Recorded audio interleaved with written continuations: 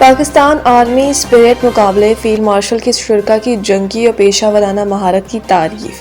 9ویں international Pakistan army team spirit مقابلے کھاریا میں اختتام پذیر ہو گئے۔ پاک فوج کی شعبہ تعلقات عامہ ISPR کے مطابق ٹیم اسپرٹ مقابلہ 60 گھنٹوں پر مشتمل گشت پر مبنی عسکری مشق ہے۔ اس مشق کا مقصد پیشہ ورانہ فوجی مہارتوں میں مؤثر اضافہ کرنا ہے۔ شعبہ تعلقات عامہ کے مطابق 5 فروری 2026 سے شروع ہونے والی مشق پنجاب کی نیم پہاڑی علاقوں میں انجام دی گئی۔ علاقے نے حقیقت پسندانہ اور چیلنجنگ عملی ماحول فراہم کیا۔ ISPR کا کہنا ہے کہ اختتامی تقریب کے مہمان خصوصی فیلڈ مارشل سید عاصم منیر تھے۔ مشق میں شریک ٹیموں کے درمیان جدید خیالات اور حربی تجربات کا تبادلہ کیا گیا۔ مشق میں بہترین عسکری طریقہ کار سے باہمی سیکھنے کے مواقع فراہم کیے گئے۔ اختتامی تقریب سے خطاب میں آرمی چیف نے تمام ٹیموں کو خراج تحسین پیش کرتے ہوئے شرکاء کی اعلیٰ پیشہ ورانہ مہارت کو سراہا اور ٹیموں کی جسمانی اور ذہنی برداشت کی بھرپور تعریف کی۔ عمران خان کی جیل میں حالت کی رپورٹ دیں۔ سپریم کورٹ بانی PTI عمران خان سے ان کے وکلاء کی ملاقات کے معاملے پر آج بھی سپریم کورٹ میں سماعت ہوئی، جو چیف جسٹس یحییٰ افریدی اور جسٹس شاہد بلال حسن پر مشتمل 2 رکنی بینچ نے کی۔ واضح رہے کہ گزشتہ روز سماعت پر عدالت نے بانی PTI کی جیل میں حالت زار کے بارے میں رپورٹ مانگی تھی۔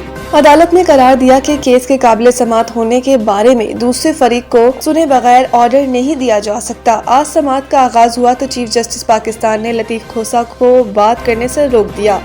اس موقع پر اٹارنی جنرل منصور عثمان ایوان عدالت میں پیش ہوئے اور بتایا کہ 24 اگست 2023 کے حکم نامے کی روشنی میں ہم نے تحریری جواب چیمبر میں جمع کرا دیا تھا۔ بانی PTI اس وقت اٹک جیل میں تھے جب آرڈر دیا گیا۔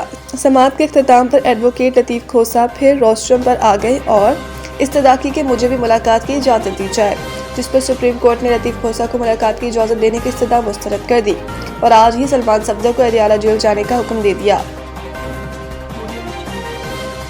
ٹیکس دہندگان کا ڈیٹا ظاہر کرنے سے متعلق پاکستان انفارمیشن کمیشن کے احکامات معطل۔ اسلام آباد ہائی کورٹ کے جسٹس خادم حسین سومرو نے FBR کی درخواست پر PIC آرڈرز پر حکم متنازع جاری کیا، جس میں عدالت نے قرار دیا کہ مالیاتی زارداری حق معلومات پر فوقیت رکھتی ہے۔ حق معلومات ایکٹ کے تحت بھی ٹیکس ریکارڈ ظاہر نہیں کیا جا سکتا۔ واضح رہے کہ FBR نے PIC کی جانب سے ٹیکس دہندگان کا ڈیٹا فراہم کرنے کے آرڈرز کو چیلنج کیا تھا، جبکہ پاکستان انفارمیشن کمیشن نے اس سلسلے میں 8 جنوری 2026 اور 3 دسمبر 2025 کو احکامات جاری کیے تھے۔ دوران سماعت FBR کی جانب سے سینئر قانون دان حافظ احسان کھوکھر ایڈوکیٹ عدالت میں پیش ہوئے اور موقف اختیار کیا کہ انکم سپورٹ آرڈیننس کی شق 2016 دیگر تمام قوانین پر بالادست ٹیکس دہندگان کی معلومات افشا کرنے پر مکمل قانونی پابندی ہے۔ بعد ازاں اسلام آباد ہائی کورٹ نے پاکستان انفارمیشن کمیشن کے احکامات معطل کرتے ہوئے حکم امتناع جاری کر دیا۔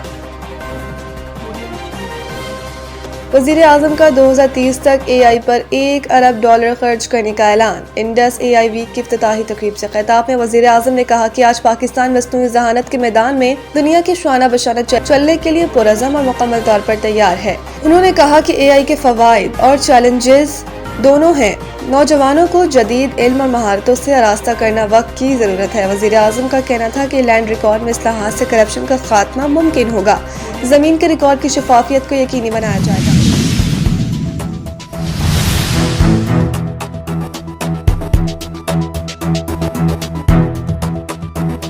کراچی میں صبح کرپشن مالی بزاعتیاں، سرکاری زمینوں پر قبضہ، سڑکوں کے من پسند ٹھیکیداروں کو ٹھیکے دینے اور سپرا رولز کی خلاف ورزی، ناقص مٹیریل کے استعمال، SPCA کے نقوش کے بغیر غیر قانونی تعمیرات اور دیگر بے ضابطگیوں کے خلاف director general anti corruption establishment Sindh Imtiaz Abro کی ہدایت پر مختلف محکموں میں کارروائیاں جاری۔ اسی سلسلے میں اینٹی کرپشن اسٹیبلشمنٹ کی ٹیم نے ناظم آباد ٹاؤن آفس پر اچانک چھاپہ مارا۔ یہ کارروائی اینٹی کرپشن اسٹیبلشمنٹ سینٹرل کے ڈپٹی ڈائریکٹر عبدالوہاب طالبانی کی سربراہی میں کی گئی۔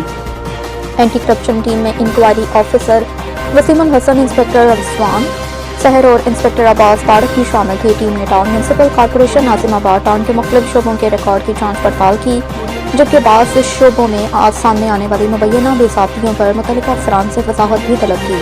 اس موقع پر deputy director anti corruption Abdul Wahab Talbani نے کہا کہ کارروائی کا مقصد سرکاری اداروں میں شفافیت کو یقینی بنانا، بدعنوانی کا خاتمہ کرنا اور عوامی وسائل کی درست قانونی اور مؤثر استعمال کو ممکن بنانا ہے۔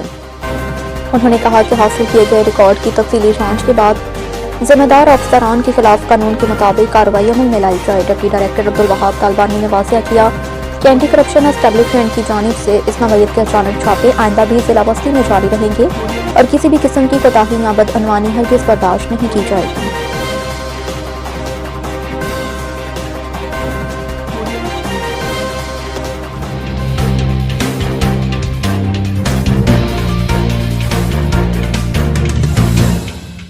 سندھ ہائی کورٹ نے MP حراستی نوٹس واپس لینے کا حکم دے دیا۔ حکومت کے تمام احکامات معطل۔ حلیم عادل شیخ نے کہا کہ PTI کے 400 سے زائد کارکنوں کو MPO کے تحت غیر قانونی طور پر اغوا، تشدد اور جیلوں میں ڈالا گیا۔ سندھ ہائی کورٹ نے MPO قانون کے تحت پاکستان تحریک انصاف کے کارکنوں کی غیر قانونی حراست کے خلاف دائر درخواستوں کی سماعت کی۔ حکومت سندھ کو فوری طور پر نظری بندی کے نوٹیفیکیشن واپس لینے کی ہدایت۔ عدالت نے ریمارک کی کہ اگر نوٹیفیکیشن واپس نہ لیا گیا تو ذمہ دار افسران کے خلاف کارروائی کی جائے گی۔ عدالتی احکامات کے بعد سندھ حکومت نے تمام MPO نظر بندی کے احکامات معطل کرتے ہوئے نوٹیفیکیشن جاری کر دیا۔ سندھ ہائی کورٹ کے باہر میڈیا سے بات کرتے ہوئے PTI سندھ کے صدر حلیم عادل شیخ نے الزام لگایا کہ 1 جنوری سے 9 جنوری کے درمیان پارٹی کے 400 سے زائد کارکنوں کو غیر قانونی طور پر اغوا کیا۔ دعویٰ کیا کہ سندھ ہائی کورٹ کی عدالت پر پولیس نے پہلے PTI کارکنوں کو اغوا کیا، بعد میں سندھ حکومت کی ہدایت پر پولیس نے پہلے PTI کارکنوں کو اغوا کیا، بعد میں انہیں باضابطہ طور پر گرفتار اور بعد ازاں MPO کے تحت جیل بھیج دیا۔ انہوں نے کہا کہ یہ اقدامات صوبائی کابینہ کی منظوری کے بغیر نہیں ہو سکتے۔ پیپلز پارٹی کے چیئرمین بلاول بھٹو زرداری سے سوال کرتے ہوئے کہا کہ کیا یہ ان کی جمہوریت کا وژن ہے اور کیا ایسا طرز عمل شہید بے نظیر بھٹو کی تعلیمات کی عکاسی کرتا ہے؟ انہوں نے پولیس پر MPA واجد حسین، واجہ اظہر اور فہیم خان پر تشدد کرنے اور ضلع کورنگی میں وکلا کو غیر قانونی طور پر حراست میں لینے کا بھی الزام لگایا۔ سماعت کے دوران انصاف لائرز فورم سندھ کے جنرل سیکرٹری بیرسٹر علی طاہر نے عدالت کو بتایا کہ غیر قانونی نظر بندی کے احکامات سے 187 سے زیادہ خاندان شدید متاثر ہوئے۔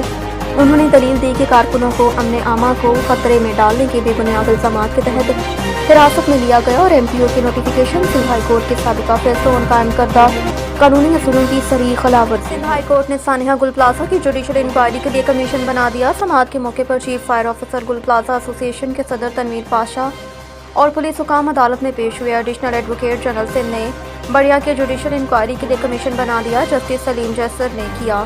چیف جسٹس سندھ نے انکوائری آفیسر مقرر کر دیا۔ جوڈیشل انکوائری کی استدعا منظور ہو چکی۔ درخواست گزار نے بتایا کہ اداروں کے درمیان کوارڈینیشن نہیں تھا۔ جسٹس سلیم جیسر نے کہا کہ آپ اپنی سفارشات انکوائری کمیشن کے سامنے پیش کریں، آپ جوڈیشل کمیشن کے اسٹاف سے رابطہ کریں، وہاں پیش ہوں۔ انکوائری کمیشن کے اختیارات ان درخواستوں سے زیادہ وسیع ہیں۔ تمام تر الزامات کے شواہد ہونا لازمی ہے۔ آئینی درخواستوں میں ان نکات کا تعین نہیں ہو سکتا۔ جاوید میر ایڈوکیٹ وکیل درخواست گزار نے کمیشن کے TOR سے زیادہ مؤثر نہیں۔ جسٹس سلیم جیسر نے کہا کہ سندھ حکومت نے جوڈیشل کمیشن بنا دیا۔ وکلا درخواست گزار نے کہا کہ کمیشن کو ہدایت جاری کی جائیں گے وہ درخواست گزاروں کا موقف بھی سنا جائے۔ عدالت نے کہا کہ درخواست گزار چاہیں تو انکوائری کمیشن کے سامنے پیش ہو سکتے ہیں۔ سندھ حکومت کی درخواست پر جوڈیشل کمیشن بنا دیا۔ درخواست گزاروں کا مقصد پورا ہو گیا۔ عدالت نے سانحہ گل پلازہ کی تحقیقات سے متعلق دائر درخواست سے انکار کیا۔